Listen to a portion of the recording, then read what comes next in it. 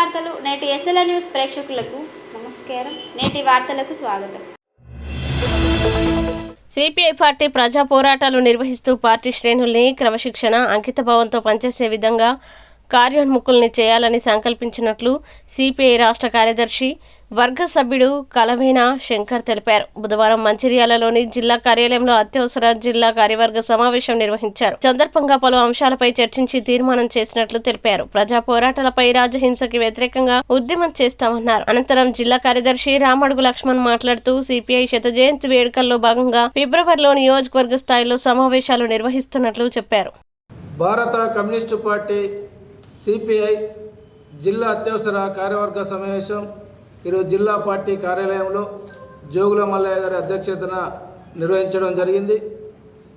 ఈ యొక్క కార్యవర్గ సమావేశంలో పలు అంశాలు చర్చించి తీర్మానాలు చేయడం జరిగింది.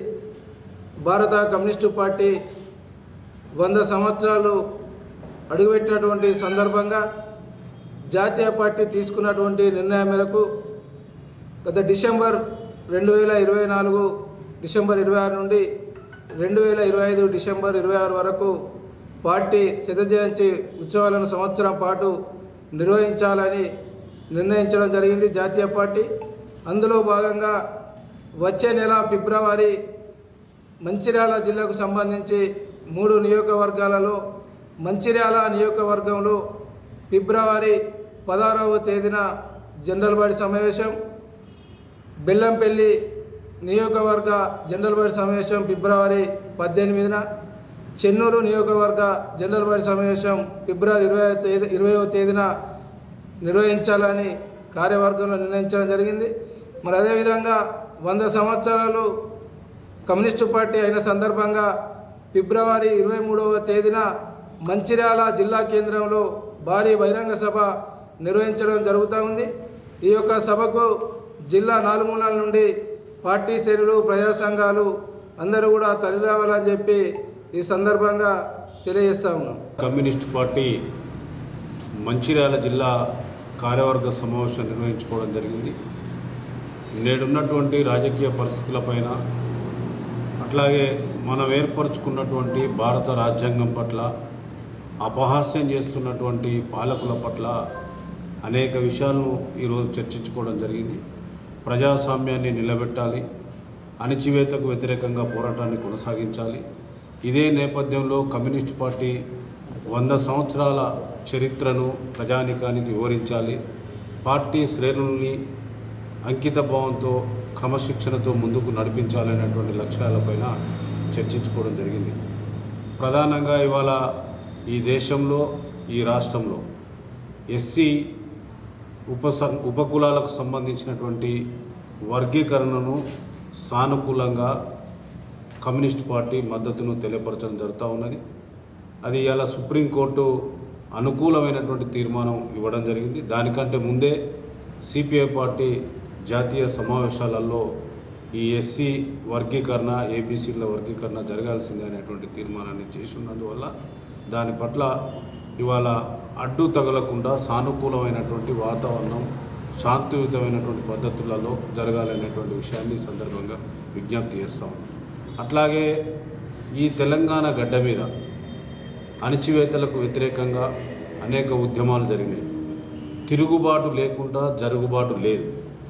ఎవరు కేంద్ర అధికారంలో ఉన్నా, రాజ్యాధికారంలో ఉన్నా, ఇక్కడ రాష్ట్రంలో రాజ్యాధికారంలో ఉన్నా ఉద్యమాలను గౌరవించాల్సిందే, ప్రజా పోరాటాలను గౌరవించాల్సిందే. అవాక్కులు చెవాక్కులు పేలేటువంటి వాళ్ళు ప్రజానీకంలో, ప్రజాక్షేత్రంలో ఆలోచించి మాట్లాడాల్సినటువంటి అవసరం ఉంటుందని చెప్పి ఇవాళ ప్రజాస్వామ్యయుతంగా ఎన్నికలలో గెలిచినటువంటి ప్రజాప్రతినిధులు ఎవరికి ఇష్టానుసారం వాళ్ళు మాట్లాడేటువంటి పరిస్థితి వచ్చింది. దాన్ని కూడా కమ్యూనిస్ట్ పార్టీ తీవ్రంగా వ్యతిరేకిస్తాం. ఖాళీ జాగా కనిపిస్తే కబ్జాకి పాల్పడుతున్నారు అక్రమార్కులు. బస్టాండ్ నిర్మాణం కోసం ఏర్పాటు చేసిన స్థలాన్ని ఏకంగా కబ్జా చేసి రేకుల షెడ్డును ఏర్పాటు చేశారు. శ్రీరాంపూర్ ఏరియా కొత్త రోడ్ సెంటర్లో బస్టాండు లేక ప్రయాణికులు, మహిళలు, విద్యార్థులు అనేక రకాల ఇబ్బందులు పడుతున్నారు. ఓ పక్క వైన్ షాప్ ఉండడంతో ఆ ప్రాంతం నిత్యం రద్దీగా మారింది. మహిళలు బస్టాండ్ లేకపోవడంతో మహిళలు రోడ్డుపై ఉండాల్సి వస్తుందని ఆవేదన వ్యక్తం చేశారు. శ్రీరాంపూర్, రామకృష్ణాపూర్, మందమర్రి, బెల్లంపల్లికి నిత్యం ప్రయాణించే వారికి బస్టాండ్ లేకపోవడంతో తీవ్ర ఇబ్బందులు పడుతున్నారని మహిళలు ఆరోపించారు. స్థానికుల కోరిక మేరకి సింగరేణి యాజమాన్యం ఆ స్థలంలో బస్టాండ్ నిర్మిస్తుండగా నిన్న అర్ధరాత్రి 12 గంటల సమయంలో గడ్డం శంకర్ అనే వ్యక్తి రేకుల షెడ్ ఏర్పాటు చేసి బస్టాండ్ నిర్మాణ స్థలాన్ని కబ్జా చేశాడని స్థానికులు ఆరోపించారు. ఇప్పటికైనా మున్సిపల్ అధికారులు స్పందించి బస్టాండ్ నిర్మించే స్థలంలో ఏర్పాటు చేసిన అక్రమ టేలని తొలగించాలని, ప్రజా సౌకర్యార్థం బస్టాండ్ ని నిర్మించాలని స్థానికులు కోరుతున్నారు. లేని పక్షంలో తామే అక్రమ నిర్మాణాన్ని తొలగించి బస్టాండ్ నిర్మిస్తామని స్థానికులు తెలిపారు.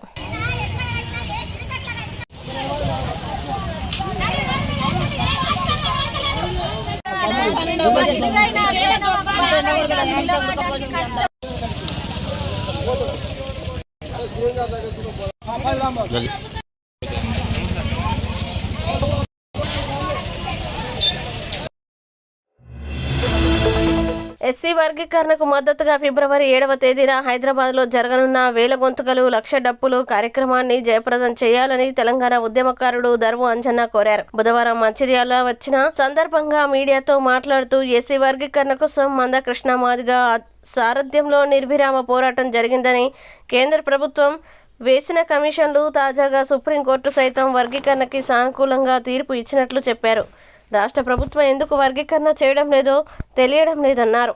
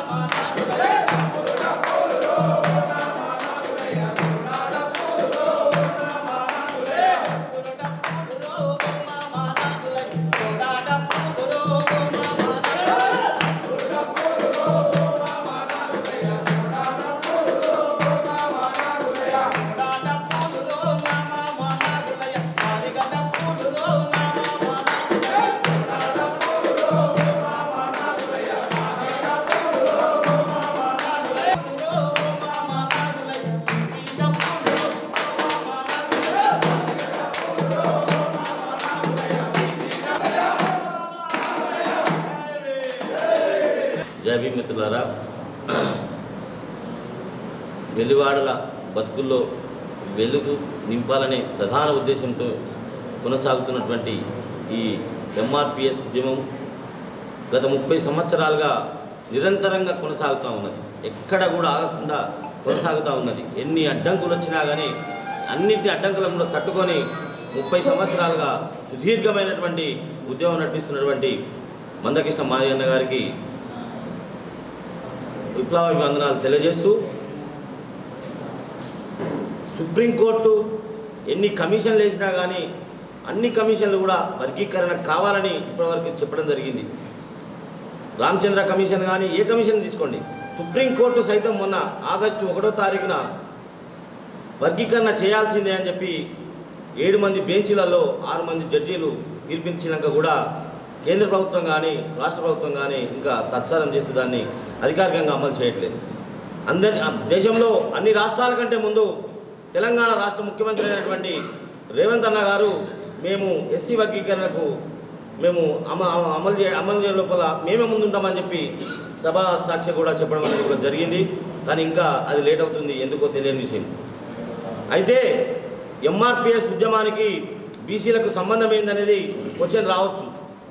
మందకృష్ణ మాదిగన్న ఒక మాదిగల గురించే కాకుండా ఎక్కడ అన్యాయం జరిగితే అక్కడ మందకృష్ణ ఉన్నాడు, ఎక్కడ పోరాటాలు ఉంటే అక్కడ మందకృష్ణ ఉన్నాడు, ఎక్కడ ఉద్యమం జరిగితే ముందుండి నడిపించినటువంటి ఖ్యాతి మందకృష్ణకే ఉంటుంది. ఏ జాతి వెనకబడ్డా కానీ మాదిగోళ్ళైనా మాలోళ్ళైనా బీసీలైనా బ్రాహ్మణులైనా అందరికీ కూడా ఎవరికి కష్టం వచ్చినా మందకృష్ణ ఉన్నాడు. కాబట్టి మందకృష్ణ చేస్తున్నట్టు ఉద్యమానికి మరి బీసీలు ఎందుకు మేము సపోర్ట్ చేయొద్దని అనుకొని మేము 33 జిల్లాలుగా నేను బైరాగన్న వెంకటాచారన్న 33 జిల్లాలు తిరగాలని బీసీ కవి కళాకారులు మేధావుల సంఘీభావ యాత్ర పేరు మీద మేము 33 జిల్లాలు తిరుగుతూ ఈరోజు మంచిర్యాల జిల్లాకు రావడం జరిగింది. దీని యొక్క ముఖ్య ఉద్దేశం ఏంటంటే ఫిబ్రవరి 7వ తారీఖు నాడు మహానగరమైనటువంటి హైదరాబాద్లో చేపట్టినటువంటి లక్ష డప్పులు వేల గొంతుల మహా సాంస్కృతిక ప్రదర్శనను విజయవంతం చేయాలని ఈ జిల్లాలను తిరుగుతూ ఉన్నాం. కాబట్టి మంచిర్యాల జిల్లాలో ఉన్నటువంటి ఎస్సీ ఎస్టీ బీసీ మైనార్టీ యువకులకు అందరికీ కూడా తెలియజేయడం ఏంటంటే ఫిబ్రవరి 7వ తారీఖున అందరూ హైదరాబాద్కు వచ్చి ఆ యొక్క మహా ప్రదర్శనను విజయవంతం చేయాలని కోరుకుంటున్నాం. 30 ఏళ్ల సామాజిక ఉద్యమం విజయం అంచులు ముద్దాడుతున్న వేళ, కొంతమంది అడ్డుపడుతున్న వేళ ఒక సామాజిక బాధ్యతగా వర్గీకరణ మాదిగ ఉపకులాల వర్గీకరణను మేము సపోర్ట్ చేస్తూ ఈ 33 జిల్లాలు తిరిగే కార్యక్రమం చేపట్టినాం. తెలంగాణ ఉద్యమం ఎంత పవిత్రమైనదో ఎంత న్యాయమైనదో అనుకున్నప్పుడు వర్గీకరణ కూడా అంతే న్యాయమైనది, అంతే పవిత్రమైనది. ఈ ఉద్యమం ఎంఆర్పిఎస్ ఉద్యమం కానీ దానికంటే ముందు టిఎన్ సదాలక్ష్మమ్మ పెట్టినటువంటి మాదిగ సంఘం కానీ మహబూబ్ నగర్ మహేంద్రనాథ్ కానీ వీళ్ళందరూ మొదలుపెట్టినటువంటి ఉద్యమాన్ని ఇప్పుడు ఎంఆర్పిఎస్ నాయకత్వం ఒక తీరాన్ని చేరుతున్న వేళ ప్రతి ఒక్క సబ్బండ కులాల మేధావుల ఖచ్చితంగా మద్దతు ఉండాల్సిందే. అది ప్రజాస్వామిక హక్కు. వర్గీకరణ అనేది ప్రజాస్వామిక హక్కు. దాన్ని పంచుకున్నాక మన వాటా మనం పంచుకున్నాక ఎవరి వాటాలు వాళ్ళకు వచ్చిన తర్వాత అంబేద్కర్ చెప్పినటువంటి కుల నిర్మాణం గురించి మాట్లాడదాం.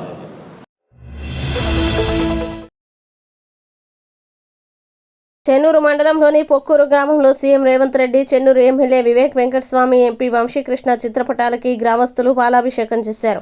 పొక్కూరు గ్రామాన్ని పైలట్ ప్రాజెక్టు కింద ఎంపిక చేసి నిధులు మంజూరు చేయడం పట్ల రైతులు, గ్రామస్తులు హర్షం వ్యక్తం చేశారు. గ్రామంలో రైతు భరోసా పథకం కింద 704 మంది రైతుల ఖాతాల్లో 1,14,00,000 నిధులు, ఆత్మీయ భరోసా పథకం కింద 66 మందికి 7,92,000 రూపాయల నిధుల్ని ప్రభుత్వం విడుదల చేశారు.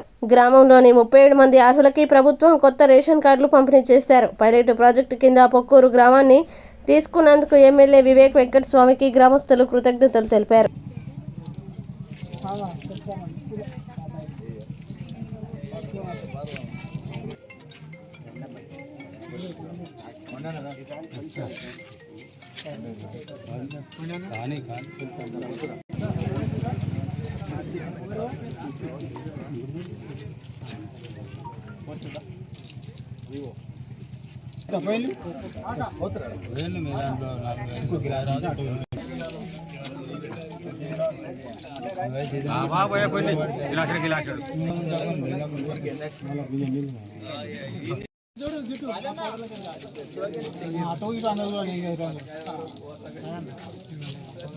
కాంగ్రెస్ పార్టీ జిందాబాద్, కాంగ్రెస్ పార్టీ జిందాబాద్. వెంకట సంఘ నాయకత్వం వర్ధిల్లాలి, వెంకట సంఘ నాయకత్వం వర్ధిల్లాలి, వంశీకృష్ణ నాయకత్వం వర్ధిల్లాలి, ఎంపీ వంశీకృష్ణ నాయకత్వం వర్ధిల్లాలి, రేవంత్ రెడ్డి గారి నాయకత్వం వర్ధిల్లాలి. జై కాంగ్రెస్, జై కాంగ్రెస్. ఓకే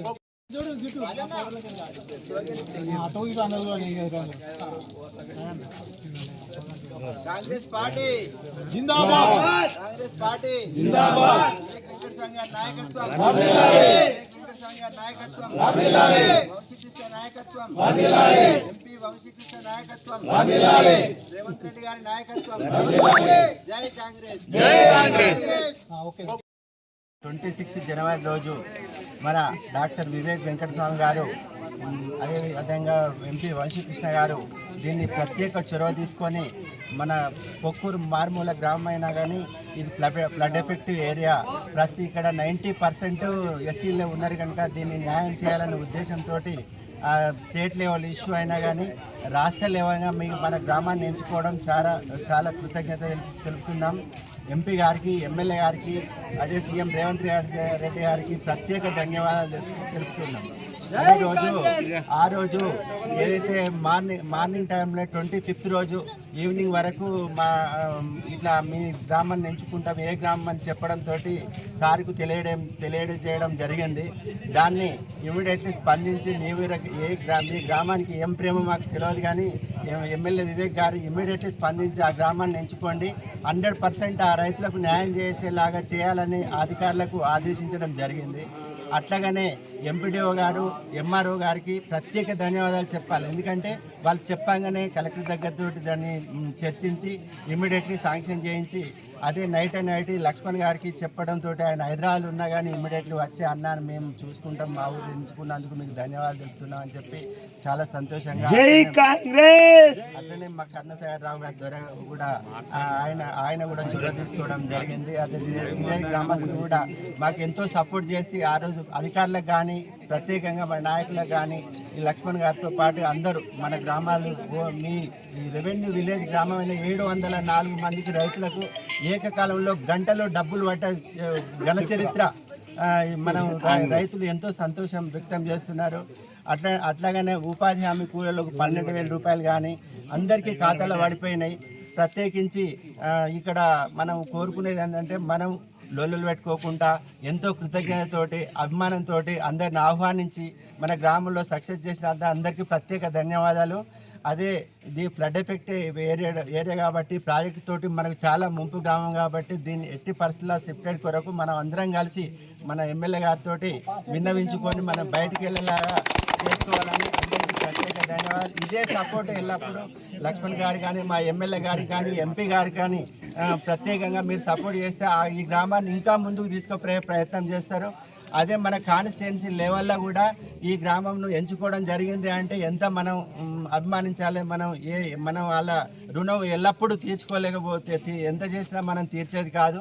ప్రతి గ్రామంలో వచ్చినా కానీ ఇంత మారుమూల గ్రామాన్ని ఎంచుకున్నాడంటే మన విలేజ్ ఆయన దృష్టిలో ఎంత ఉన్నదో మనం గమనించాలి.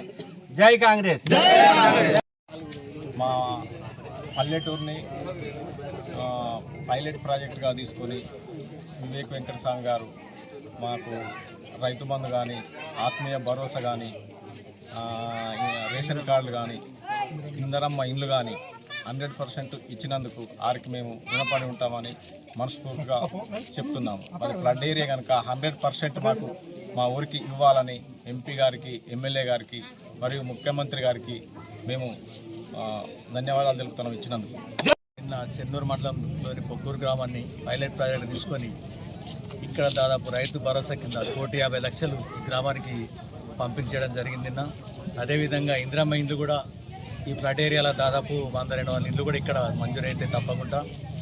అదేవిధంగా ఇందిరమ్మ ఆత్మ భరోసా కింద కూడా 70 మందికి నిన్ననే రాత్రి వాళ్ళ అకౌంట్లో కూడా డబ్బులు పడ్డాయి. ఫస్ట్ టైం మన మంచిర్యాల జిల్లా కొత్తగా పథకం చేపట్టిన డబ్బులు కూడా అదే రోజు డబ్బులు ఇవ్వడం జరిగింది. దీనికి ముఖ్యమంత్రి గారికి కృతజ్ఞతలు చెప్తున్నాం. అదేవిధంగా రేషన్ కార్డు కూడా ఇంతకుముందు ఏదో సంవత్సరానికి వచ్చేది, ఇప్పుడు అట్లా కాకుండా ఏ రోజు అప్లై చేసుకుంటే మళ్ళీ నిరంతరం సంవత్సరం పొడుగున కూడా మీకు ఎప్పుడు అప్లై చేసుకుంటే అప్పుడు రేషన్ కార్డులు ఇస్తారు. ఇంతకుముందు 3 ఏళ్ళ కొద్ది కాకుండా ఎప్పుడు మనం అప్లై చేసుకుంటే అక్సెప్ట్ చేసినందుకు ముఖ్యమంత్రి గారికి కృతజ్ఞతలు చెప్తూ మా ఎమ్మెల్యే వివేక్ గారికి మరి ఎంపీ వంశీకృష్ణ గారికి కూడా కృతజ్ఞతలు చెప్తున్నాం. ఈ గ్రామ ప్రజలందరితో కూడా కృతజ్ఞతలు. రైతు బంధు పైసలు మొత్తం పడ్డాయి. దానికి మేము సంతోషిస్తున్నాం. ముఖ్యమంత్రి గారి కృతజ్ఞతతో, ఎమ్మెల్యే గారి కృతజ్ఞతతో, ఎంపీ గారి కృతజ్ఞతతో మొత్తం రైతులకు అందరికీ పడ్డాయి, నాకు కూడా పడ్డాయి, ఊరంతా పడ్డాయి. ఫిబ్రవరి 7న హైదరాబాద్లో ఎంఆర్పీఎస్ అధ్యక్షుడు మందాకృష్ణ మాదిగ తలపెట్టిన 1,00,000 డప్పులు 1000 గొంతుకల సభను విజయవంతం చేయాలని రామకృష్ణాపూర్ పట్టణ ఎంఆర్పీఎస్ నాయకులు పిలుపునిచ్చారు. స్థానిక 2వ వార్డులో ఏర్పాటు చేసిన సమావేశంలో వారు మాట్లాడారు. సుప్రీంకోర్టు ఎస్సీ వర్గీకరణకి అనుకూల తీర్పు ఇచ్చిన సందర్భంలో రాష్ట్ర ముఖ్యమంత్రి అసెంబ్లీ సాక్షిగా ఎస్సీ వర్గీకరణని అమలు చేస్తామని చెప్పి ఇప్పటికీ అమలు చేయలేదని మండిపడ్డారు. మాల సామాజిక వర్గానికి చెందిన చెన్నూరు ఎమ్మెల్యే ఈ వర్గీకరణని అడ్డుకునే ప్రయత్నాలు చేస్తున్నారని, అడ్డగోలుగా చేస్తున్న ఇటువంటి ప్రయత్నాలు మానేసి వర్గీకరణకి సహకరించిన ఏడల పెద్దపల్లి పార్లమెంటు నియోజకవర్గంలో కాక కుటుంబానికి తగిన బుద్ధి చెప్తామని హెచ్చరించారు. రాష్ట్ర ప్రభుత్వం కూడా వెంటనే వర్గీకరణకి ఆమోదం తెలపాలని, లేని పక్షంలో ఎంఆర్పీఎస్ ఆధ్వర్యంలో పెద్ద ఎత్తున ఆందోళనలు చేపడతామని హెచ్చరించారు. ఈ కార్యక్రమంలో నాయకులు రాచర్ల నరేష్, రాచర్ల సరేష్, పుల్లూరి కళ్యాణ్, ఆర్ముల్ల పోషం, రాజేందర్, సంపత్, పోషం, సాగర్, లింగయ్య, కిరణ్, పూర్ణచందర్, సదానందం పాల్గొన్నారు. ఏ విధంగా వెళ్ళాలి, హైదరాబాద్ పోతే ఎంత ఖర్చు అవుతుంది, మనం వెహికల్ ఏర్పాటు చేసుకొని పోదాం. కానీ సంఖ్య మాత్రం ఎట్టి పరిస్థితుల్లో తగ్గకుండా, ఒక 500 మంది తగ్గకుండా ఇక్కడికి వెళ్ళే ప్రయత్నం చేయాలి. కూర్చొని కార్యరూపం దాల్దాం. ఎట్టి పరిస్థితుల్లో మనం ఆ రోజు ఒక సొంత మన బంధువులై తప్ప, సొంత రిలేషన్ తప్ప మిగతా వాళ్ళు సిడి వర్గీకరణలో భాగంగా ఫిబ్రవరి 7 హైదరాబాద్లో జరిగే 1,00,000 డంపుల 1000 గొత్తుల కార్యక్రమానికి కేతన్పల్లి మున్సిపాలిటీ నుండి మాదిగ సోదరులు మరియు మాదిగ ఉపకులాలు అధిక సంఖ్యలో విచ్చేసి, ముఖ్యంగా మా మాదిగ సోదరులందరూ సంకన డప్పేసుకొని, తలో డప్పేసుకొని ఈ యొక్క 1,00,000 డప్పులు 1000 గొంతుకల కార్యక్రమానికి విచ్చేసి, హైదరాబాద్లో జరిగే ఈ కార్యక్రమానికి వచ్చేసి ఈ యొక్క కార్యక్రమాన్ని విజయవంతం చేయాలని కేతన్పల్లి మున్సిపాలిటీ ఎంఆర్పిఎస్ తరఫున నేను వారందరికీ హృదయపూర్వకంగా విన్నవించుకుంటున్నాను. అందరూ కూడా ఈ యొక్క కార్యక్రమానికి తరలి రావాల్సిందిగా కోరుకుంటున్నాను. జై మాదిగా,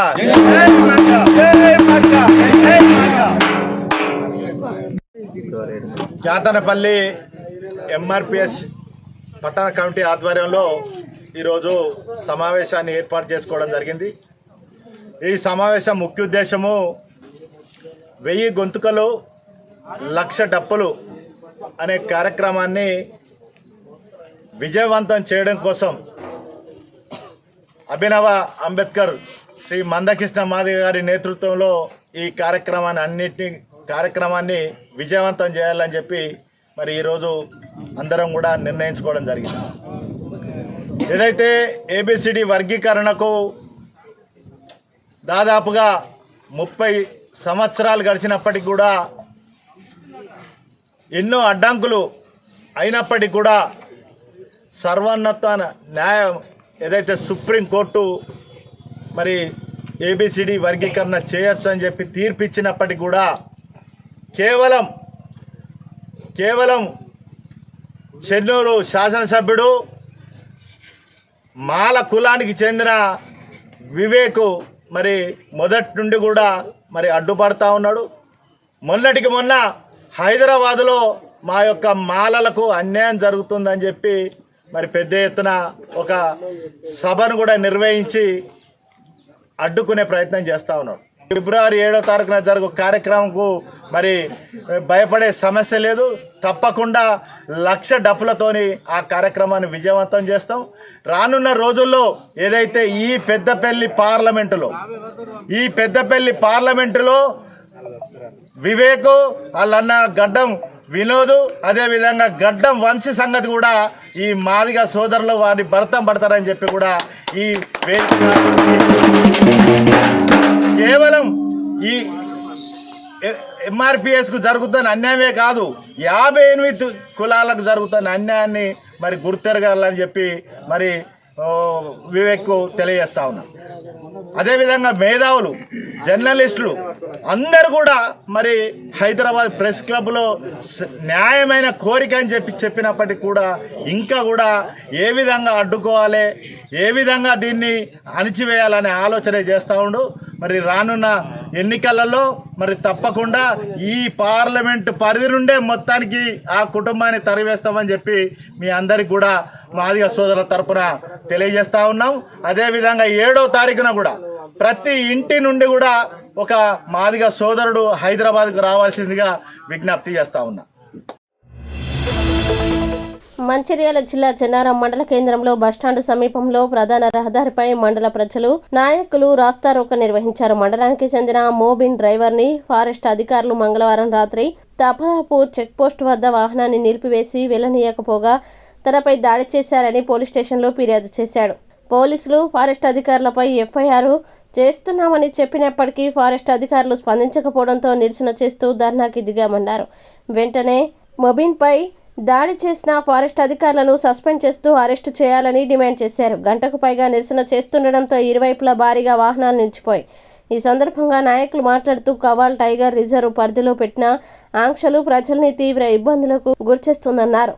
ఈ ఆంక్షల వల్ల ఎమర్జెన్సీగా ఉన్న వాళ్ళకి, హాస్పిటల్కి సంబంధించిన ఉన్న వాళ్లకు చాలా ఇబ్బందులు ఎదుర్కొని నష్టపోతున్నారని వాపోయారు. స్థానిక ఎమ్మెల్యే ఎన్నిసార్లు రాష్ట్ర ప్రభుత్వం నుండి కేంద్ర ప్రభుత్వానికి విన్నవించుకున్నా పట్టించుకోలేదని గుర్తు చేశారు. కాబట్టి వెంటనే ఎఫ్డిపిటి ఫారెస్ట్ అధికారులు స్పందించి దాడి చేసిన అధికారులను సస్పెండ్ చేస్తూ ఫారెస్ట్ ఆంక్షలు ఎత్తివేసేలా చర్యలు తీసుకోవాలని కోరారు. లేనిచో నిరసన కార్యక్రమాలు తీవ్రతరం చేస్తామని హెచ్చరించారు. ఫోటో తీశాను అంతే.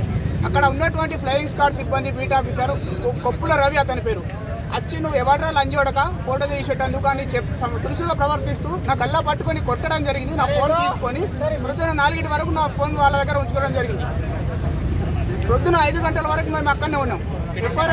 స్థానిక ఎఫ్ఆర్ఓ కానీ ఫోన్ చేస్తే రెస్పాన్స్ ఇవ్వడం లేదు. 12:30 నుంచి వెళ్ళి 2:30 వరకు 5 నిమిషాలు వస్తున్నా ఏం చేయకండి అని చెప్పేసి ఫోన్ స్విచ్ ఆఫ్ చేసి పడగడం జరిగింది. ఇప్పటి వరకు మేడం గురించి ఏం రెస్పాన్స్ కూడా లేదు వాళ్ళ గురించి. ఎవరైతే ఇష్యూ చేశారో వాడిని సస్పెండ్ చేయాలి కంపల్సరీ.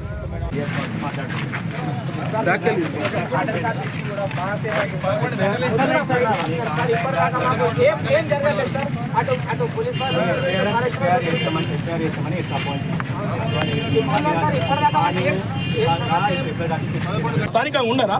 మీకు ఎంతమంది ఎమ్మెల్యే గారు ఇబ్బంది పడ్డారు? మేమందరం ఇబ్బంది. ఫారెస్ట్ ఇష్యూని మాకు ఇబ్బంది పెడతారు మీరు. మేము దాన్ని ఎఫ్ఐఆర్ అడిగి ఉన్నాము సార్. 5 o'clock నుంచి పోలీస్ స్టేషన్స్ లో ఉన్నాం సార్. ముంగట్కెళ్ళి ఎఫ్ఆర్ఓ పోతుంది కానీ ఆగి కూడా మాట్లాడలేదు. అది కూడా మాట్లాడినా ఎఫ్డిపి మాట్లాడితే ఆ ఇష్యూ గురించి ఇతను పిలిపించిన ఈ గొడవల గురించి పిలిపించిన మాట్లాడుతున్నా చెప్పిండు. అవును, ఈ గొడవల గురించే పిలిపించిన, నేను ఈ ఇష్యూ గురించి పిలిపించిన, ఇవాళ డ్యూటీలో వాళ్ళని పిలిపించిన, ఎంక్వైరీ చేస్తున్నా, ఎంక్వైరీ వాళ్ళ మీద ఉంటే రిపోర్ట్ పెడతాను కూడా చెప్పిండు.